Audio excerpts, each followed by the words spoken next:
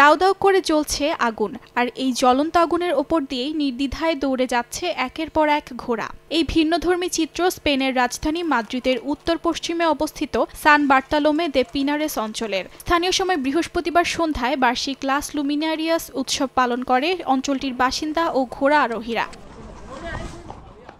প্রথা অনুযায়ী আগুনের মধ্য দিয়ে ঘোড়া পার হয়। আগুন ও ধোঁয়ার মধ্য দিয়ে যাওয়ার ফলে ঘোড়াগুলো আগামী বছরের জন্য শুদ্ধ হয়। শত শত বছর ধরে এই রীতি পালন করে আসছেন ঘোড়াপ্রেমীরা।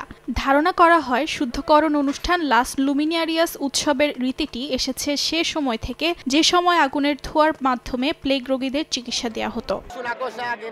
আমি খুব আনন্দিত। প্রতি বছর আমি আমার এক বন্ধুর সঙ্গে ঘোড়ায় চড়ি, যা আমার কাছে একটি অসাধারণ অভিজ্ঞতা। এই রাতটি অপূর্ব এবং এখানে সবকিছু ভালোভাবে হয়েছে। লাস লুমিনারিয়াস ফেস্টিভ্যাল আমাদের কাছে একটি বিশেষ উৎসব। আমি ঘোড়ায় চড়ি না, তবে যদি আমি এখানে না আসি এবং ধোঁয়ায় নিজেকে শুদ্ধ না করি, বছরটি ভিন্নভাবে কাটবে। আমার নতুন বছর শুরুই হয় 16 জানুয়ারি।